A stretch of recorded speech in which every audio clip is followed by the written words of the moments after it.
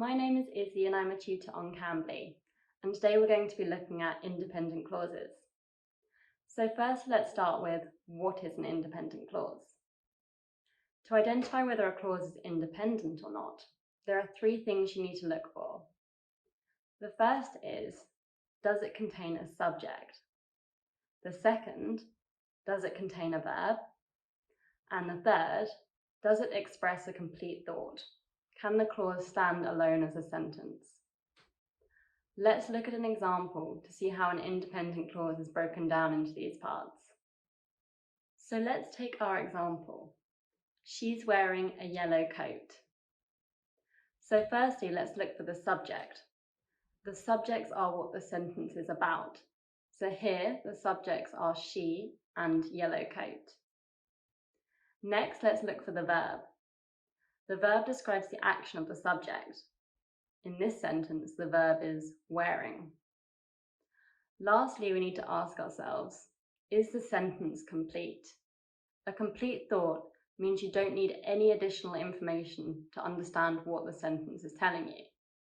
In this example, we don't need any more information to understand what is happening.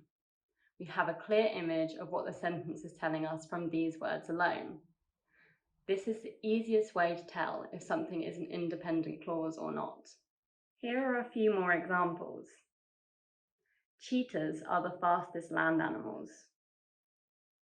I enjoy sitting outside and reading. She wants to travel the world and see beautiful sights. Next, let's look at the differences between independent and dependent clauses. A dependent clause is a group of words that also contains a subject and a verb, but does not express a complete thought. A dependent clause cannot be a sentence on its own. Let's look at this example. When Jim was studying in the school for his chemistry quiz, what happened when he studied? The thought is incomplete. Next, we're going to look at how to connect two independent clauses. So we can connect two independent clauses to make a longer sentence when the two are closely linked. The link is usually when the second clause explains, summarizes, or emphasizes the first clause. So for example, explaining, monkeys are agile. They have flexible limbs and a tail for balance. For summarizing, London has lots of cathedrals and landmarks. It's a beautiful city. For emphasizing, my book collection is getting too large. I'm running out of space on my shelves. When we connect two independent clauses, we either need to use a coordinating conjunction, like but or and, as well as a comma or a semicolon or a colon. Choosing which punctuation to use will depend on what you're writing. Using a coordinating conjunction and a comma is most common for informal writing or in a stories dialogue, while using a colon or a semicolon is often considered more formal. You might find more instances of this in information texts, like a fact file, for example. Here are two ways you could write this sentence. The bridge is narrow, semicolon, the river is wide. The bridge is narrow, comma, but the river is wide. Here are some errors to avoid when connecting independent clauses. When two independent clauses are not connected properly, this is called a run-on sentence. The first type of run-on sentence occurs when a writer puts no mark of punctuation and no coordinating conjunction between two independent clauses. Let's look back at our example sentence. A run-on sentence would be written like this. The bridge is narrow, the river is wide. No punctuation or coordinating conjunction. The second type of run-on sentence is called a comma splice. This is when two independent clauses are joined by just a comma and no coordinating conjunction. Let's take the same sentence again. The bridge is narrow, comma, the river is wide. Here there is just a comma separating the two and no coordinating conjunction.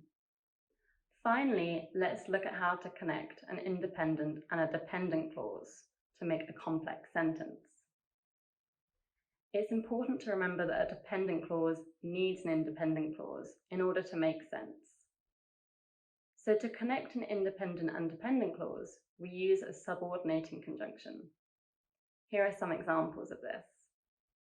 If, since, as, when, although, while, after, before, until, because.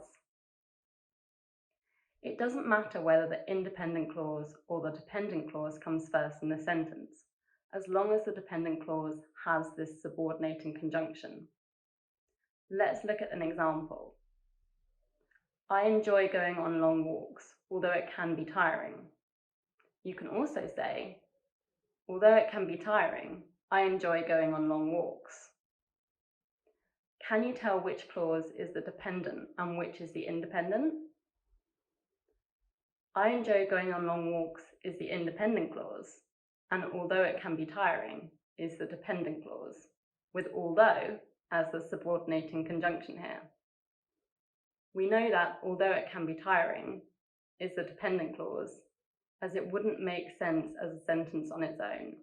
For those of you who are unfamiliar with Cambly, Cambly gives you instant access to friendly native English speakers, right from your phone or computer.